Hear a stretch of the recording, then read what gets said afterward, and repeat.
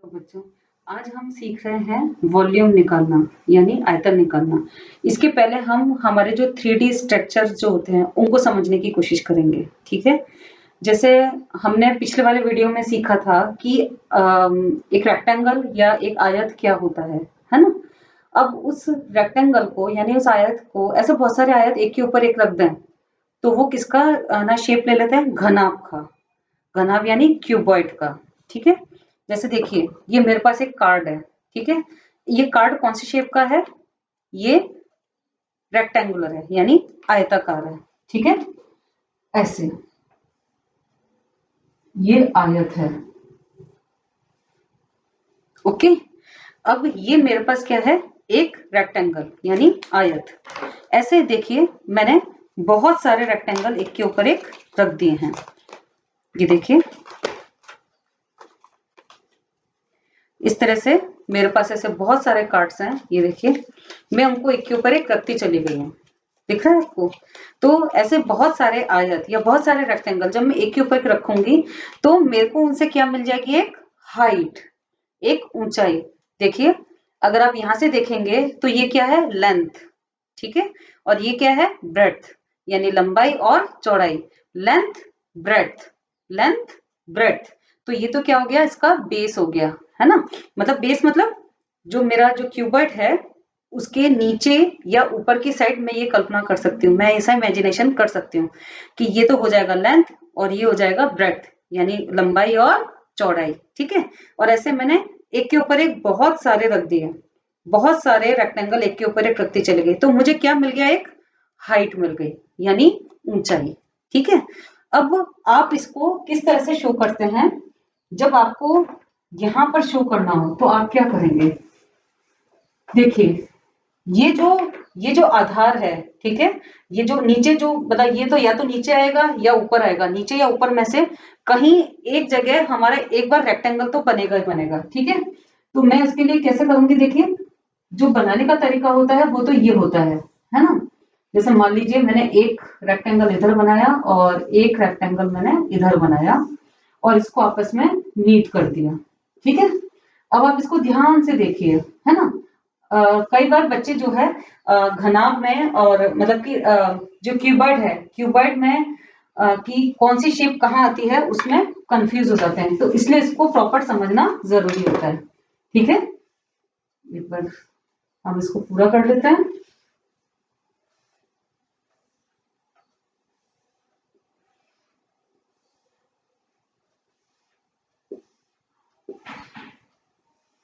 देखिए, जैसे मान लीजिए ये ए, ये बी, ये सी और ये डी, ठीक है।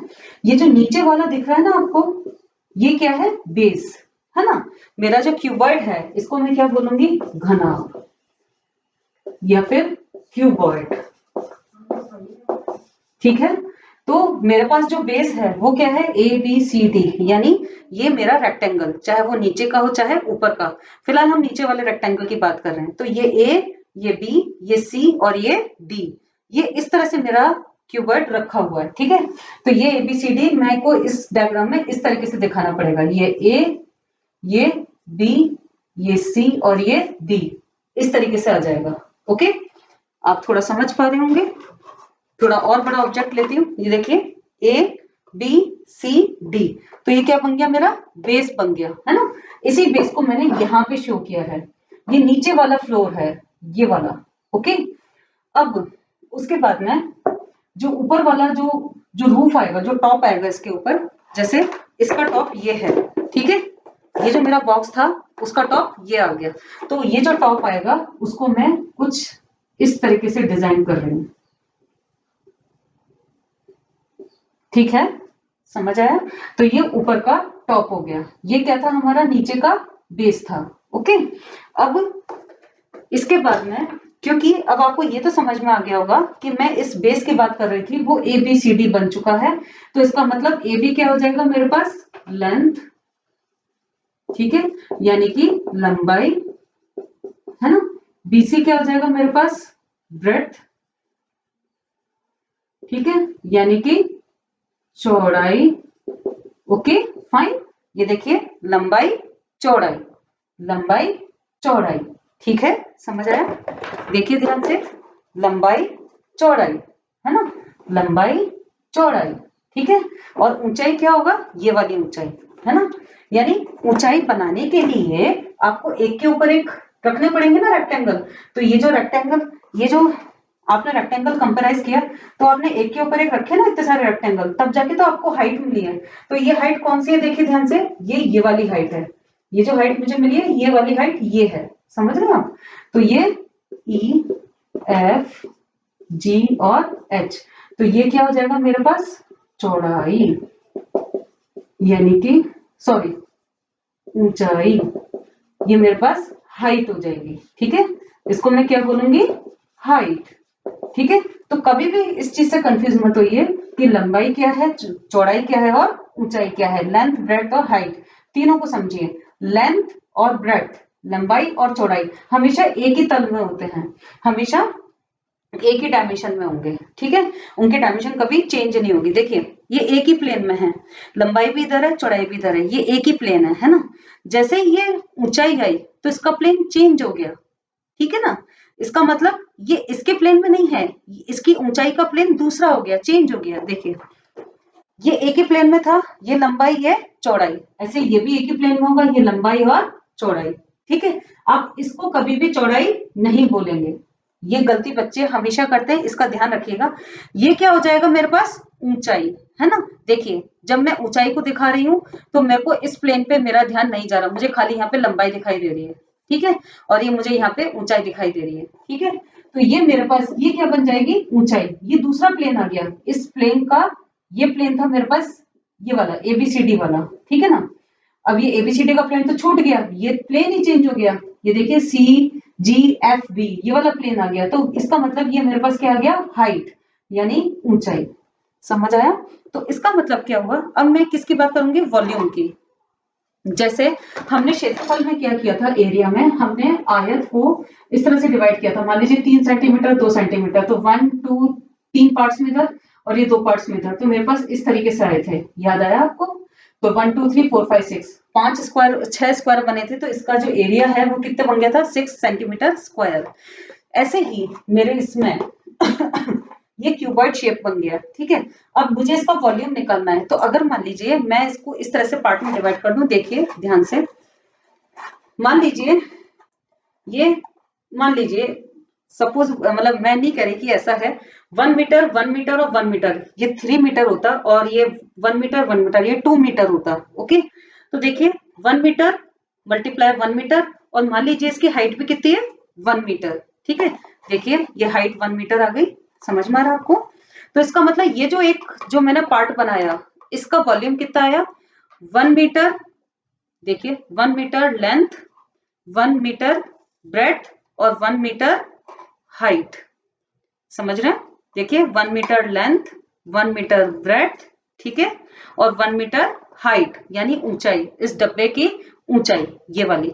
तो मैं केवल अगर इस खंड की बात करूंगी, तो मान लीजिए अगर ये क्यूबिकल होता, मतलब देख लीजिए मुझे पता है कि ये क्यूबॉइडल शेप है, मान लीजिए क्यूबिक होता, मेरे पास कोई उदाहरण नहीं था और एग्जाम्पल नहीं था आपको दिखाने के लिए, तो मैं क्या बोलती कि इसका आयतन या इसका वॉल्यूम कितना है, 1 meter multiply 1 meter multiply 1 meter, यानी 1 मीटर क्यूब होता।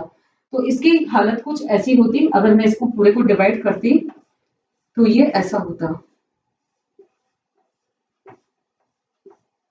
इसमें छोटे छोटे क्यूबॉइड बना सकते थे हम।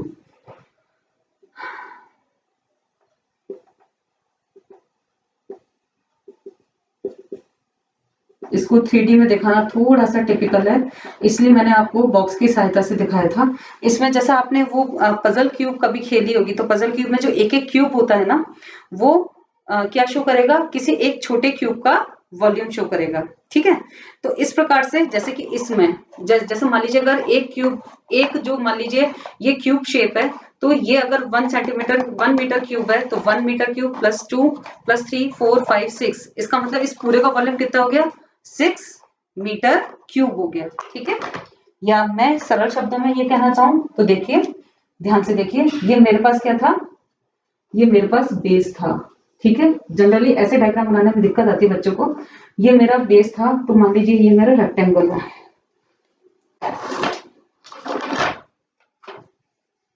ठीक है, ये क्योंकि मैं थोड़ा सा टेढ़ा डब्बा दिखा रही हूँ इसलिए आपको ये पैरेललोग्राम जैसा दिख रहा है, बट एक्चुअली में क्या है, रेक्टेंगल है। अगर मैं इसको 3 डायमेंशन शेप को इस तरह से रख दूंगी तो आपको टेढ़ा ही दिखेगा।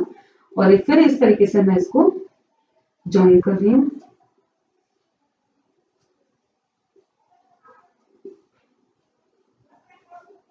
इस तरीके से मेरे पास क्यूबॉइड कंप्लीट हो जाएगा। तो इसका मतलब ये हो गई मेरे पास लेंथ, ये हो गई मेरे पास ब्रेड्थ यानी कि चौड़ाई, ये हो गई मेरे पास लंबाई। ठीक है, तो ये क्या हो जाएगी मेरे पास ऊंचाई। इसका मतलब मैं अगर यहाँ पे कुल लंबाई यानी 3 मीटर, कुल चौड़ाई यानी 2 मीटर और कुल ऊंचाई यानी 1 मीटर, तो 3 गुणा 3 मल्टीप्लाई 2 मल्टीप्लाई 1, तो इसका वॉल्यूम कितना हो जाएगा, 6 मीटर क्यूब हो जाएगा। इसका मतलब मैं एक के ऊपर एक इस तरह से अगर रखती जाऊं, है ना, देखिए इसका क्षेत्रफल कितना है, इसका एरिया कितना है, लंबाई गुणा चौड़ाई, है ना, एरिया ऑफ वन रेक्टेंगल। ठीक है, किसी एक रेक्टेंगल का एरिया कितना हो जाता है, लेंथ इंटू ब्रेड्थ यानी लंबाई इंटू चौड़ाई, है ना। ठीक है, अब अगर मान लीजिए यदि ऊंचाई गुणा करें, ठीक है, तो क्या हो जाएगा, देखिए L into B into H, L into B, तो ये तो एरिया था ही, इसमें H और गुणा कर दिया। ठीक है, तो ये क्या बन जाएगा, आयतन। क्यों, मैं 2 डायमेंशन से इसको 3 डायमेंशन में ले गई। मेरे पास जो केवल मुझे लंबाई चौड़ाई दिखाई दे रही थी, अब मुझे ऊंचाई भी दिखाई देने लगी। तो आई होप आपको समझ में आया होगा कि ये लंबाई है, ये चौड़ाई है और ये ऊंचाई है, और इसका जो आयतन है वो क्या है, L into B into h, और इसकी यूनिट क्या होगी, मीटर क्यूब। देखिए क्यूब, क्यूब मतलब 3 डायमेंशन। आपको सोचना पड़ेगा कि metre into metre into metre आ रहा है, यानी कि 3 क्वांटिटीज मल्टीप्लाई हो रही हैं, 3 लंबाइयां आपस में गुणा हो रही हैं, तभी आयतन आएगा। नहीं तो आयतन आने के या वॉल्यूम आने के चांसेस नहीं है। वॉल्यूम तभी जनरेट होगा जब एटलीस्ट 3 लेंथ मल्टीप्लाई हो रही हो, length into breadth into height, तभी वॉल्यूम जनरेट होता है, अदरवाइज नहीं होता है। आई होप ये वीडियो आप लोगों के लिए हेल्पफुल होगा। और हाँ, जैसे आपके जो प्रश्न होते हैं, जैसे कि एक टैंक है, टैंक में जो फ्लोर होता है, जैसे मान लीजिए ये टैंक है, इसका जो फ्लोर है वो ये है लेंथ और ब्रेड्थ। ठीक है, अब आपको हाइट दी हुई है, तो ये हाइट बन जाएगी। तो डायग्राम में आप कैसे शो करेंगे, लेंथ, ब्रेड्थ और ये हाइट। ठीक है, बिना डायग्राम बनाए कभी क्वेश्चन सॉल्व मत कीजिएगा, अदरवाइज जब आगे एप्लीकेशंस आएंगे तो आप लोगों को बहुत दिक्कत आएगी इमेजिन करने में। तो ये इस तरीके से एक वॉल्यूम या आयतन जनरेट होगा, फिर आपको उससे पता चल जाएगा कि इसमें कितनी हवा है, यानी मैं इसके आयतन के थ्रू ये भी बता सकती हूँ, इसके वॉल्यूम के थ्रू ये बता सकती हूँ इसमें कितनी एयर है या कितना वाटर आ सकता है। अगर किसी बुक का वॉल्यूम दिया हुआ है तो इसका मतलब है कि उसमें पेजेस का वॉल्यूम कितना है। तो इस तरीके से आप वॉल्यूम के थ्रू उसकी ये बता सकते हैं कि उसके अंदर कितनी चीज भरी जा सकती है। ठीक है, तो आई होप आपको ये अप्रोच समझ आई होगी, और थैंक यू सो मच।